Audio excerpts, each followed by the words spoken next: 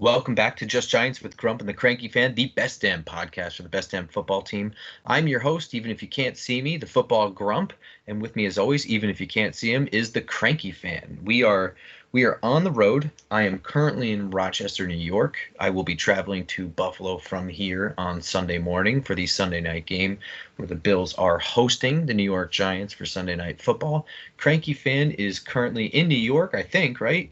Yeah, I'm in New York. I am taking the train Sunday morning. Gump, the most important question for this game, it's not really the health of Daniel Jones. It's not, is Saquon Barkley going to play? It's not at the offensive line. It's not, can the defense stop a really potent offense? The question is, why the hell are we going to this game? I have an excuse. I have an excuse in that I made this decision that this was a way for me to see some staff of mine that I have never met. So I've been meeting and drinking with people all day today, all day yesterday, and I'm going to keep doing that Friday and Saturday. Nice. That's my excuse. Also, here's a good excuse. This is kind of our last chance to witness a Giants game in this stadium. That's fair. You've never been to the stadium, have you? Okay. And it's an interesting one because it looks like a college bowl. Like there's no roof. Yes, I was there. Was it 2018 we were there? When we beat Buffalo. That was that great weekend. We went up for the weekend. There's a great bar right in that Harborside area. Watched Florida beat Ole Miss. So Ole Miss was in the top 5, and then we went to the game. It was perfect fall northern New York weather. It was just like, and you're right, it is a college atmosphere. There's the tailgating. It's a crowd that is very collegiate-like. Buffalo is extremely nice people. It's basically the Midwest. So yeah, I think it'll be good. Having said that, I think the game itself won't be very good. We are going incognito because we'll see how friendly and polite they are at night after been banging out beers and jumping on tables for 12 hours. So, which will happen. Yes, we will get in and get out. So I'm not even in Buffalo yet, and I can tell you people around here are excited for this game. They should be. Yeah. They will be drinking from I don't even know. It might be like kickoff 1 p.m. And they should. Yeah. Yeah, that being said, I will be drinking after the game to kind of numb, probably, right? Well, you better not be because we got to drive back to our hotel, and you have an early flight on Monday morning, correct? Yeah, I might just not go to sleep. I'll just get on that plane still drunk. Yeah, I got a pretty early train ride back to the city, so yeah, we'll figure that out. Let's just say we probably will not be popping champagne after the game after a big win. So let's kind of get this part of it over with. The requiem for a beating. So apologies for the this is not the standard of display for an episode that I want Just Giants to have. That being said, this is simply a product of being on the road, and my laptop's not cooperating is the long and short of it. So it happens. We're fine. Yeah. So this game, the Dan Duggan put this in a very funny way. There were 17 people on the injury report, and that represents 32% of the roster. Some of that is a little, I don't know. Like, there are some players that are on the injury report simply because they're a little banged up and they have to be reported, but are most likely going to play. Like, you've got your Deontay Banks has kind of like an ankle thing. Cordell Flott has an ankle thing. I'm pretty sure those guys are going to play, and like Jamie Gillen was out for an illness today. Pretty sure Jamie Gillen's going to be punting on Sunday. Yeah, those are things when you're piling on, you're going to make stats like up to further narratives and stuff. The more important thing, it's not how many people are hurt, it's the quality of the players that are hurt, right? Well, that's it. Of course, that number weights Jamie Gillian with the flu, with Andrew Thomas not playing, or Daniel Jones not practicing. So they're not the same. John Michael Schmidt's not practicing. Mm-hmm. You know, of course. How about this? Matt Peart didn't practice today. God. So earlier in the week there was like this whole thing. Jesus, it might have even been like Wednesday. I'm just tired.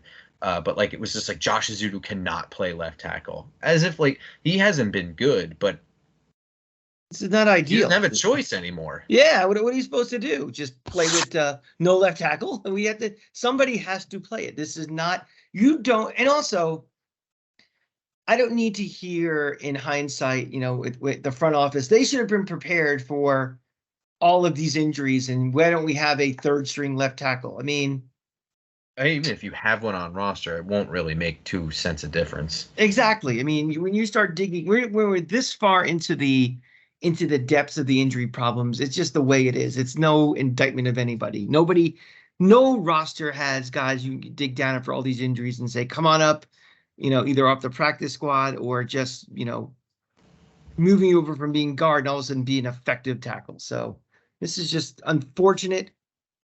Seems way too often with this team we're at this dire situation, but that's why I think that's why this feels like an excuse for fans, because I feel like it hasn't been an excuse. Injuries are injuries, but it's been such a story every time. Like the last couple of years we've been doing this podcast, it's been legitimately not a very good team. But on top of that, they've also been more injured and played worse because of it than they actually were.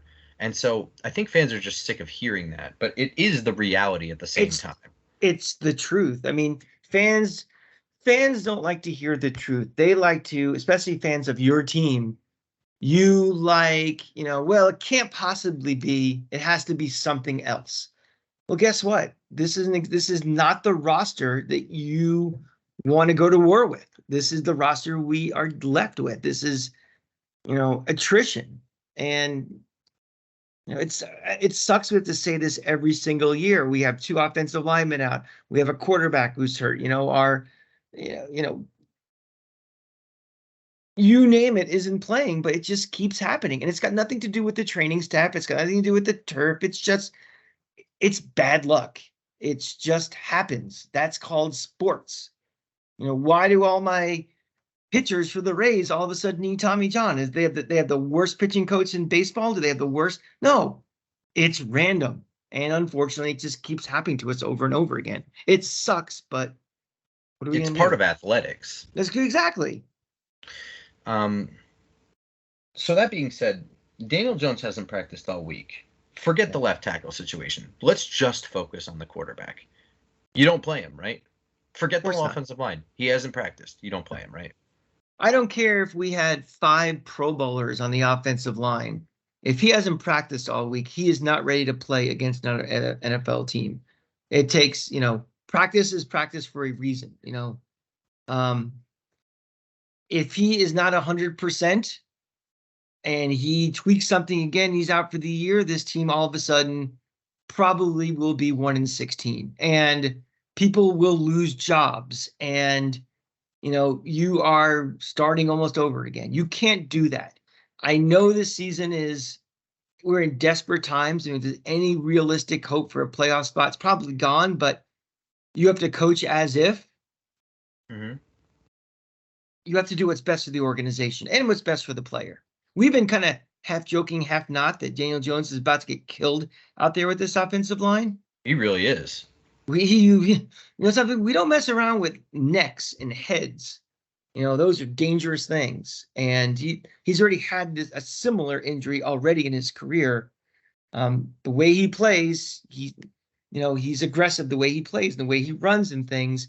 We don't need to put him at risk right now for what? We lose 37-7 as opposed to 37-0. It doesn't make any sense. So let's talk a little bit just about the injury.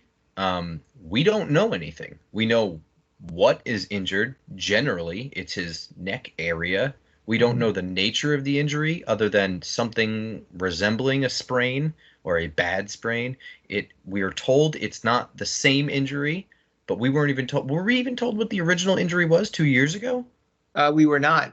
Yeah. We had, there were reporters who were kind of, snooping around and trying to figure out things and deducing what it could be, but they never said it. I mean, I don't know. Did they ever try asking him?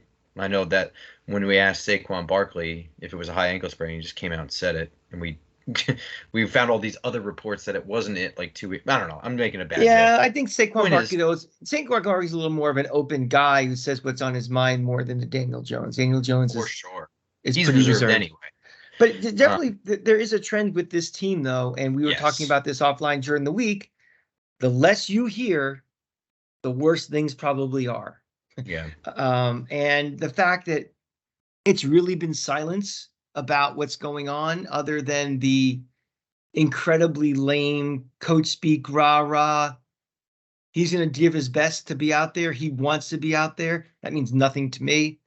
Hearing nothing about specifics, Yeah, gives that's what I me mean. a very bad feeling. I think also the more I hear things like I haven't ruled him out for Sunday yet and stuff like that, the more I think he's out. And for Yes, like longer than just 1 week. What do I you think?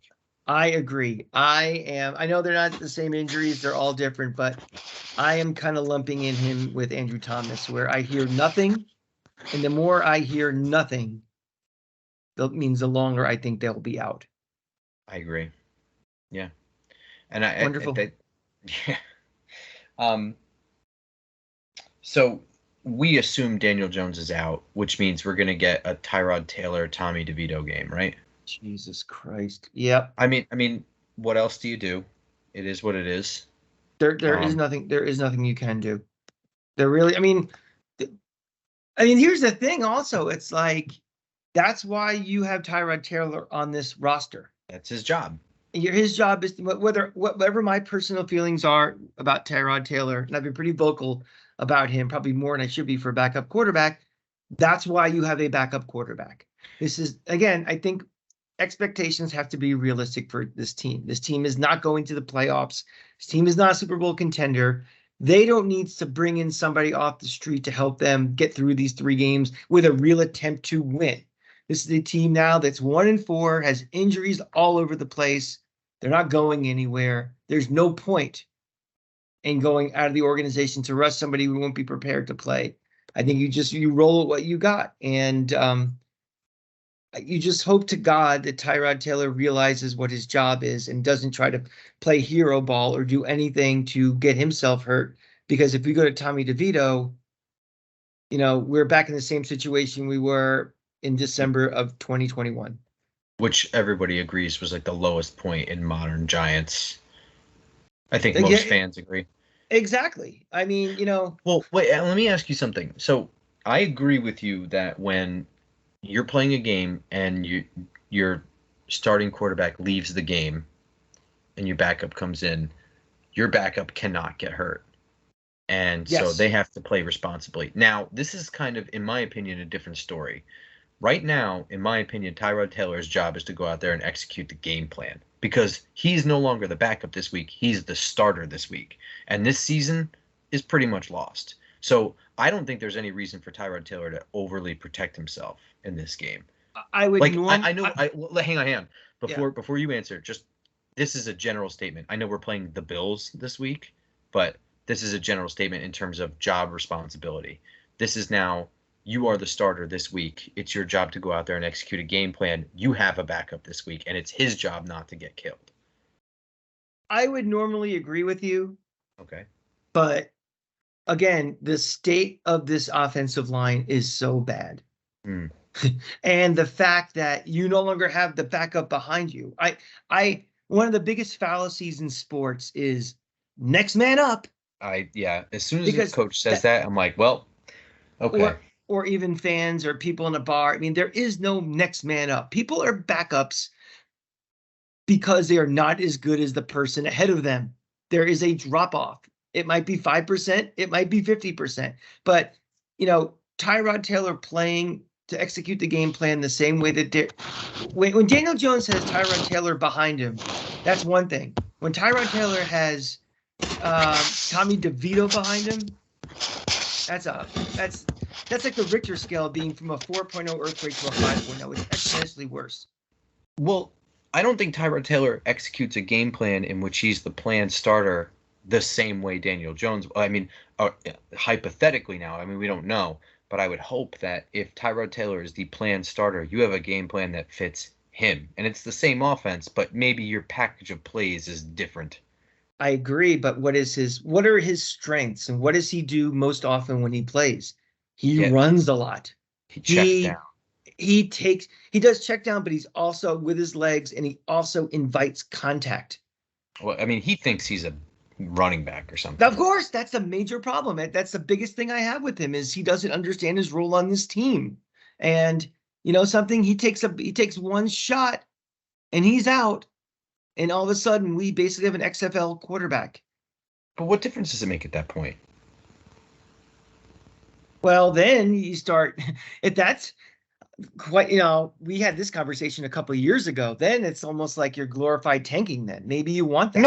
No. That is not the same thing. It's glorified tanking to have a game plan to try to win based No, on no. You said if Tommy DeVito has to play, then what difference does it make then? Yes, that's what I'm saying. If he has to play because your starter this week got hurt and he's the backup, then it is what it is. But you can't play, in my opinion. I mean, you have to. I'm not. We have no more safety net. We had like a couple weeks ago when I was saying, not even a couple weeks ago, like last week, that they were just not calling a game plan. They were coaching scared of the offensive line, and they were not trying to win games. They were trying to survive them or something. Mm-hmm. This is not me making that argument. Like, you have to continue doing that. That's not what I'm saying. With Tyrod Taylor, I don't want to push the ball downfield. First of all, he can't throw downfield. He's got a lollipop throw. I'm just saying you execute a game. You come up with a game plan that you can try your best to, on paper, say, this is how we score points on offense. That's it. You're not trying to win the game, whatever. But, like, this is, with this roster, this is the best way that we can survive this game. And you know the deal. Run the ball, slow down the game, try to control the clock, let the defense do the heavy lifting, that sort of thing. But you operated around your quarterback skill set. And, if that means Tyrod's got to run a little bit, whatever, yeah, you want to hold it back so he doesn't get hurt. But when he's out there executing that game plan, I want him to execute the calls that are called.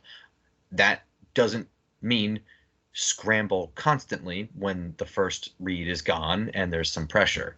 So there's a balance between Tyrod running the plays as they're called and, to their best execution, and trying to be a hero with a broken play every play, which that's sort of a Tyrod thing versus the general, this is what a backup who has to be the starter thing for me. You know what I'm saying? I'm doing a bad explaining it. But you're kind of proving my point about Tyrod Taylor. Yes, is that specifically too often, because even when he has been in, even in preseason games, I think there's too much of a freelancing thing to him, or him trying to do too much. He's trying to make tape of, I can be a starting quarterback in this league. Look what I can do.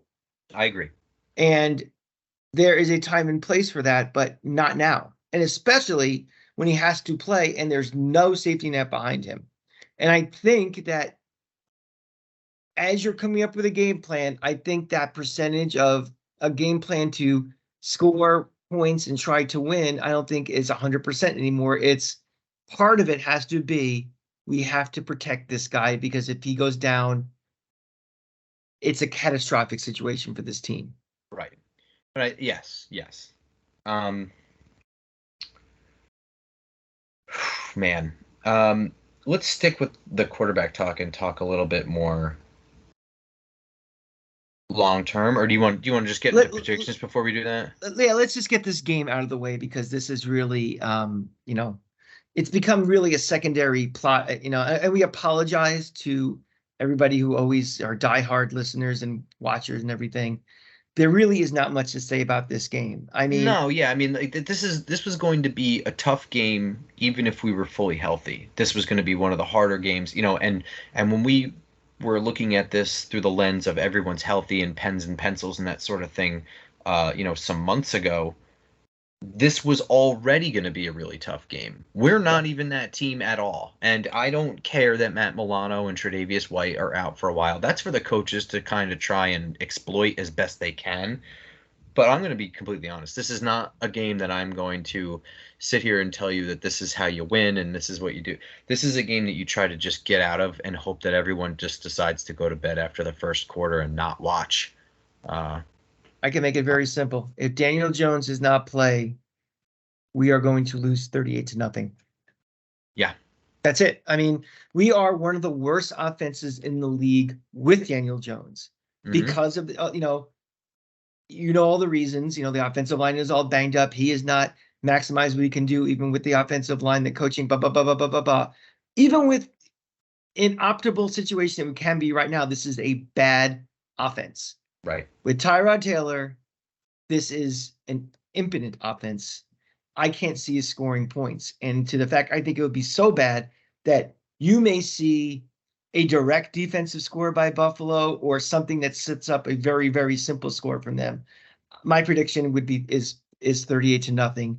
And, again on prime time, again, there'll be a lot of heat on everybody after this. And the only difference really between this and the end of the 2021 season was we knew everything was going to be clean, house cleaned, and we are starting over. This is just kind of like a put everything on pause until we get healthy thing again. So this isn't to me as bad at the end of the 2021 season. This is just, we have faith in this coaching staff. We still have faith in this front office. We have an extraordinary set of circumstances that it's not as bad as it appears, even though it will be an embarrassing loss. Well, the other thing, too, is that this coaching staff and front office have some level of credibility. Sure. Fluke though it may be, it's the best record they've had in a long time. It was the best season they had in a long time last year. They have the leeway to look at this and be like, what do you want from me? Andrew Thomas got hurt on the first drive of the first game. And on a fluky play, on a special teams play. Not even like a regular play. And I said a long time ago, Andrew Thomas was always going to be the linchpin that made or broke the season. If he got hurt, the season was over. And that's what happened right away. We haven't seen a single game with him back since. And predictably, the only game we won was a comeback victory against the Birmingham Stallions. Oh, I'm sorry, the Arizona Cardinals. I think you're probably right. I'm not sure if Buffalo runs up the score by accident or if they just kind of tempo down and try to get out of this game without getting further hurt. Coming off of last week and the London trip and the loss, I think they try to win, make it secure. They do it quickly, and then I think they tempo it down and they start slowing down the game just to get out. I think they'll do the exact same thing that Miami did last week, where they knew that we were not going to score. Little things like kicking the field goal with really no sense of urgency at the end of the first half. You gotta rewatch. I really think you don't know what happened on that last drive. They didn't make any attempts to score a touchdown on that drive. Okay. Yeah. They had like 4 pass plays of like 20 yards, and then they got stuffed twice and then sacked, and they ran out of time. They were stuffed twice. That's not with limited amount of time left trying to score. That's ratcheting it down. That's them knowing. That's them knowing we just need a field goal. That's not pedal to the metal. But that's not the point. I just think that's a bad example. That there were better examples, like the whole second half. They didn't really. Or the whole second half, then. But I mean, that's just one of many ones. It's one of many data points that happened in that game where if they knew that we were a threat to score, they would have their play calling at the end of that drive, at the end of the half, would have been different. But then the whole second half was another example of like, don't make mistakes. But I think the point of this is Buffalo will do the exact same thing. I'm not going to give a score because I really don't know if they're gonna. I guess it'll be something like 31-34-0. Like I said, I think they'll be up by like 3-4 scores at halftime, and then the goal is to get out alive, and that's it. Yeah, agreed. Yeah. Unless we have a few more 105-yard pick sixes, in our bag, then that would help too. But I think we've already used up our quota for the season. I will say I do think that the defense hangs around for a little bit. I think that this defense is sort of finding their identity at least. That's kind of this game. This leads to the question that is unfortunately the popular question at this point, and that is, do the Giants draft a quarterback this year? And I'm not going to get into the Daniel Jones sees the field, doesn't see the field, has it, doesn't have it. I'm just not doing that right now. That's an off-season question as far as I'm concerned. We are in season no matter how much we like it or don't like it. The fact is that they're tied to Danny for another year. That does not preclude them from taking another quarterback. But I don't think, and it's hard to tell right now because it's still unfortunately early in the season, but I don't think that they're going to end with the worst record in the league. Do you? No, because I think, the schedule gets better than it has been, and we may be catching teams at the end of the season that don't play starters. Like there's a very good chance that Philly game in week 17 or week 18 is as meaningless for them as it is for us, and we could steal a win or two somewhere.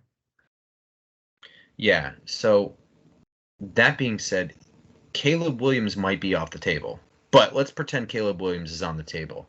Mm-hmm. Do the Giants pull the trigger? And do the Giants pull the trigger is A. B, does Cranky Fan GM pull the trigger? The answer is yes and yes. Okay. If a good front office, a good coaching staff doesn't make decisions and sticks with those decisions in stone, no matter what the situation changes after they make a decision, we don't have to make the call about Daniel Jones. Daniel Jones is not one of the elite quarterbacks in this league. He is not a guy like a Patrick Mahomes or one of his ilk that, is a Super Bowl quality quarterback. I think we can all safely say that. They made the investment in him because he is good enough, given weapons around him and given, an offensive line to protect him and make him the best he can be a very successful quarterback in this league. And there are not 32 starting quarterbacks in this league. He's a starting quarterback in this league. However, if the situation changes and the opportunity to get a guy who could be a Patrick Mahomes difference maker in this league, you get him. And because they are so hard to get in this league, it's almost impossible, via trade. It's almost impossible by free agency. Your only chance really is by drafting. And if we are in a situation that we draft Caleb Williams at 1 or 2, it's really a symptom of the bad luck with the injuries this year more than the fact that this is a franchise that is rotted out and is awful. So to me, it's a no-brainer. You get him, and you have the availability that you have Daniel Jones under contract in 2024. You don't have to throw him out there, with an offensive line, even if it's healthy, it's still not very good, and get him killed and, David Carr him, with seeing ghosts and stuff. And then you worry about, how you take Daniel Jones off the books and you have a rookie quarterback playing with a rookie contract that you can do other building for. So to me, it's a no-brainer. You do it and you figure it out later. Yeah. I'm not going to get into the is Caleb Williams the guy thing. Again, that's off-season talk. And also, I mean, he's got a whole year to fuck up or do better. You know what I mean? Like, we don't know where the rest of the year is going to go for Caleb Williams. But let's just say, franchise quarterback. Well, I mean, the point is that there. He seems to look like a future franchise quarterback. You pull the trigger, and the Mahomes type people that like this idea that the 2004 draft of quarterbacks is what you need to get to win, I think is based on a time period where there were just a lot of quarterbacks that came out that were like that. And the expectation that that's the only way to win is a losing mentality. That being said, if you have one of those guys, they are the ones, the select few, the 1% that elevate a bad roster. And this would be a rookie quarterback with a full year behind Daniel Jones as well, if you want, or, some time behind Daniel Jones, to continue to build the team that is already a playoff caliber roster in a lot of senses. This is not, like you said, a rotted from the inside out roster at all. I mean, we're 1 year removed from being a playoff team. So that's definitely the thing. But like we said, I don't think that this team is going to end up with the worst record in the league. And that puts you in a precarious situation of, like, say, picking in the top 5. Let's just say that next quarterback is a drop off. And you're looking at not a tier 2 draftable quarterback, but not someone who projects as a franchise kind of guy. He looks like another quarterback that maybe can be developed, whatever. Daniel Jones. Kinda. Yeah. Yeah. I mean, let's say Daniel Jones is out there. Everybody wants to think that. Remember, RG3 was a consensus second pick. Consensus. And Washington traded everything to go get him. It was Kirk Cousins that took that team. And I know RG3 got hurt, but that is kind of part of the thing with RG3. This kind of shit happens all the time. Ryan Leaf. I mean, like, you could go on and on. There are risks associated. And if you don't love the guy, whoever that next guy is, I know everyone likes Drake May from UNC. My question is, does GM Cranky Fan pull the trigger on a good-looking quarterback that might develop but does not appear to be the franchise guy? Does Cranky Fan do it?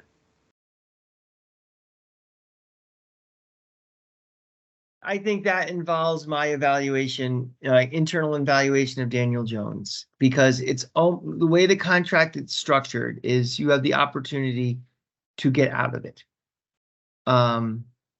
If you have made the decision that you no longer want to have Daniel Jones as your quarterback for the next 3 years after, and you see those cap numbers, the final 2 years of his contract, and you want to use your get out of jail free card, I think that is much of the decision as it is, do I love this quarterback? So that's a question. It's right now, I can't answer that yet. Mm-hmm. I think, let's say Daniel Jones comes back next week or even the week after and he plays another half a season. I mean, it's going to be very hard to evaluate him with the way this offensive line is and the way, without Saquon Barkley and all these different things, but you have to make a decision on him. I tend to believe that, teams that don't have so much money invested in a quarterback have a better chance. Obviously you can build your roster better and you to make this team into a Super Bowl contender. The jury is out on Daniel Jones if he is worth that money relative to the roster of, do I want to keep going with him? I am leaning towards using my get out of jail free card. I think if I don't like a quarterback, I don't want to pull the trigger. This team, I have. Well, obviously, yes. Yeah. Well, I'm just saying, if I think I'm making a non-substantial upgrade in all ways except for the contract, in terms of Danny versus this guy or whatever, I think that this team has other problems that it has failed to address and acquire certain kinds of superstars. So I'm looking at who the actual draftable players are, and I'm looking at suitors for that second, third, fourth, fifth pick. And the reason I say that is because we have an offensive line that has had significant resources dumped into it. They've got a center, a left tackle. They've got a right tackle that they dumped significant resources in. They signed a free agent right guard. The right guard they spent a lot of money on. Yeah. Yeah. So, I mean, like, it's not for lack of trying, but it is still what it is. So more resources have to be put there.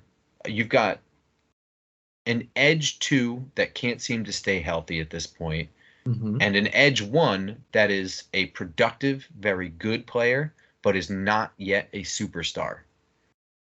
You've got a linebacker that I'm not going to say I'm out on Bobby Okereke or anything like that, but I think that they gave him the contract to acquire Okereke before he became the household name. And we're seeing it because I'm seeing him get blocked, miss tackles, shoot wrong gaps. But I am also seeing him make plays. So I'm not saying he's bad. what I'm saying is he's not Ray Lewis out there. We've Right. also got a safety that, may have had a 102-yard pick six off of a deflection on a stupid pass by Tua into triple coverage, but he also had to earn that roster spot in preseason, playing against Xavier McKinney, who hasn't really played like a, all pro or anything like that. You've got two rookie corners. You've got no slot corner. There are issues about, and not for nothing, Saquon Barkley, I can't imagine him playing beyond next year. He's either getting franchised or cut. And that just is, and by cut I mean let go. Just no more. Just go on, hit the market, do your thing. Right. And there's still no number one receiver. So to me, if I don't love the option, if I don't love the next best quarterback in the draft to the point where I think he's going to take this team somewhere else, I would rather just fill as many holes as possible, because this roster is still fucked. And all of this, these times, I'm sure this is frustrating for people who are longtime listeners to the show, because I feel like this is probably something that we say a lot. But the reason we say this a lot is because there are windows with all this stuff. Like, guys hit contracts, and if they're outperforming their team, they're going to take a contract and leave. So the holes you have today are not the holes you'll have tomorrow. That wheel keeps spinning, and that window, Leonard Williams might be gone, and Dexter Lawrence, is re-signed, but if you've still got to make things happen within the window of Dexter Lawrence's contract. And if you don't fill the holes before he's gone, he will be gone, or he will drop off in talent. Yeah, I want to clarify a little bit, and you kind of clarified it for me.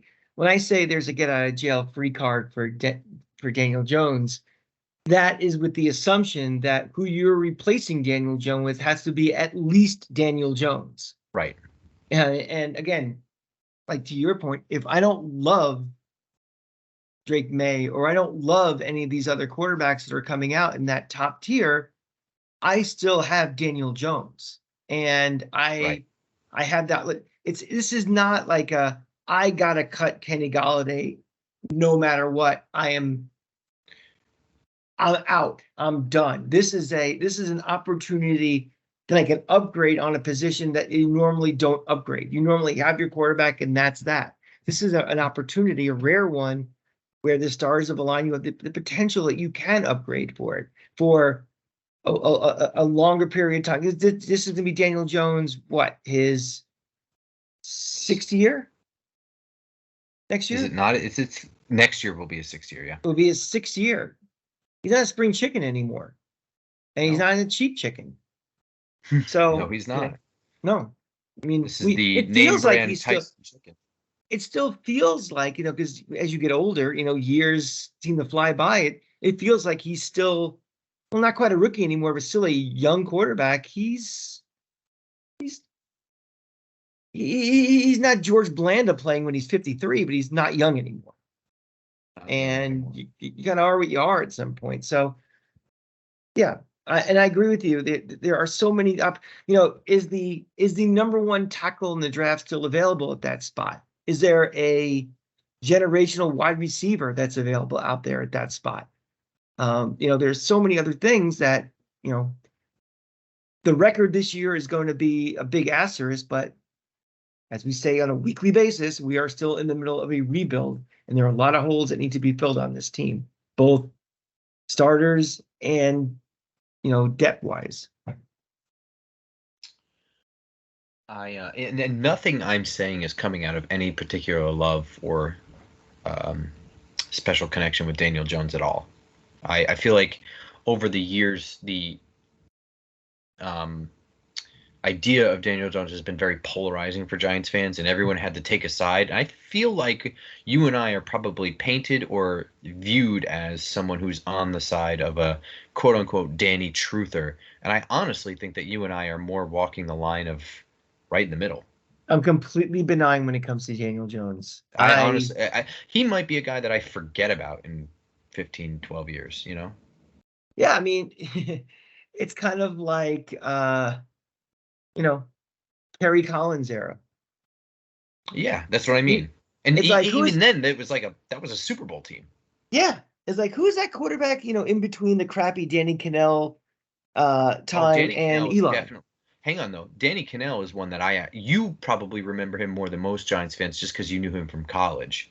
I think most Giants fans probably forget about Danny Cannell Yeah, because but he he was was also terrible. he was only there for like a year or two. He wasn't like it wasn't the Danny Cannell era wasn't really an era. It was a couple of years. Like this is the Daniel Jones era, the Eli Manning era, the Kerry Collins era. Like Kurt Warner did not have an era with the Giants. Yeah, that's true. He was just there. Like we remember him being there because obviously he's a Hall of Famer and he bridged the gap and he was a loyal soldier who. But there was some level of drama with that as well. Yeah. But Yeah. yeah, I'm with you. And But also, yeah, but this whole I opinion, this is my honest football opinion. This has nothing to do with any feelings I have about Daniel Jones. I think that Danny does a lot of things really well. I think he does some critical things pretty poorly. This year in particular, he's taken some weird steps back. I've highlighted that one of the most important things he needed to do over the years was to increase further better his pocket movement. And last year he displayed a lot of really good pocket movement. And this year he's running into sacks. He's not reading shit in front of him. He looks like he's already David Card. Yeah, and that is very, very possible. It Yeah. really is. Yeah. And I'm not saying that he was fantastic last year and he's taken a major step back, but it's a step back this year for sure. I think my lasting legacy, and that we're already doing a post-mortem on Daniel Jones, but I think my lasting memory of Daniel Jones is going to be someone that needed to have everything to go right to be a really, really good quarterback, and the exact opposite happened. Everything Over went and wrong for over him to and be over even. again. What's that? Over and over and over again. I think each regime that had him fucked him over in some different way. Sure, sure. He's never had a break or the advantage for him to be a successful quarterback from day one on this team. But And he was always that guy that needed everything to be right? exactly, Yeah. 100%. He wasn't coming in. That's why, if you can get, an elite quarterback, who doesn't need everything to be perfect to be really good. Patrick Mahomes right now does not need to have the greatest offensive line. And look, he's got hardly any receivers right now. And he can still make things happen for Kansas City. Daniel Jones is not that quarterback. And No. he's had more wind, blow piss in his face since he's been here than probably any quarterback in the last 10 years. Really. Yeah. Um, I don't really have anything else to say about the Giants this week. I Do you want am to do NFC East prediction? Yeah, I'm just disgusted by it. I mean, I'm disgusted how we're in this situation. We are not even 24 months away from the sneak play and all of that stuff. Hmm. And I thought, I thought that was all like in the rearview mirror, something we can almost sit back and laugh at. And here we are again. And it's just very, very frustrating. And we still have over half a season left. At 1 o'clock, the Falcons are hosting the Commanders. I think that's going to be a really interesting game. I'm not really 100% sure about this one. I'm going to go Commanders, even though they've been shell shocked a little bit. I still, yeah, I don't know. I don't know if I believe anything happening in Atlanta right now. I don't believe anything anymore in this league. I think this league is getting to be like baseball, being on a week to week basis, being so random. Think who had Chicago looking, last week against Washington like they were a Super Bowl contender. I think Washington's going to bounce back from that. I think they win by a field goal. And then Sunday afternoon, the Eagles are in MetLife Stadium to play the Jets at 4:25. This is clearly an Eagles win, right? This would be a fantastic game if Aaron Rodgers was playing. It would be. Yeah. But guess what? He's not playing. Um, Is this a total blowout, you think? Because the Eagles haven't looked great, but I think with the crappy weather, I think that kind of neutralizes some of the disparity between two teams. But I can't see the Jets generating enough offense against a team like Philly. And I think it'll be low scoring and maybe a muck game, but I think Philly just has more overall talent on both sides of the ball. They'll win. They'll win by 10. I don't know. I think the Jets having probably the second worst offensive line in the league behind only us against Mhm. Philly's defensive line. I think Philly wins by probably 3 or 4 scores, but it's I think it's more so that the Jets offense can't do anything at all than it is anything else, because the Jets defense still looks really legit. That's right. Right. And again, if it's rainy conditions and it's windy, it's supposed to be bad all up and down the East Coast on Sunday. That could neutralize some stuff. Monday night, though, in lovely Los Angeles, California, the Chargers are hosting the Dallas Cowboys in what I think is probably the most interesting NFC East game of the week. Man, I don't know. This is tough. Yeah. I guess I'm going Dallas on this one. I think they have kind of a wake up call the last couple of weeks, but I think they get things right here. This is kind of a fork in the road moment for the Cowboys. Little Jekyll and Hyde-ish this year. I think they'll be fine. I think they will. Oh man, it's everyone but us. Pretty much. Boy, ain't that the truth. I've got nothing further this week. This is all I've got. You got anything else? If you are going to Buffalo, I know we know some friends coming up. Some friends of the show will be up there. Some old friends of mine who live in Buffalo. So if you're taking the train up Sunday morning at about 7 o'clock from Penn Station, you can meet up at Penn and, I don't know, have an egg sandwich before we hit the train. Let me know. I think it's supposed to be crappy weather up there too, so who knows what the tailgate story will be. If you have extra tickets, let us know. We need tickets. Yeah, Grump gets to cross off another stadium off his list. That's important for me. This was one I really did want to see, just in general. I mean, Even before the plans were that they were going to build a new one. I find loyalty to be very important, and I have really no interest in going to this game, but Grump wants to go, and I feel loyal and obligated to go with him, so I am going. This will be one that we'll remember the food. Yeah. We'll check out with some wings. I know some spots. There we go. Nice. That's going to do it for this episode. Are you available Monday night? Are we going to have a Tuesday morning episode? Yeah, I get in, I think like 3. I think I get back to New York like 3 o'clock on Monday, so we can definitely go.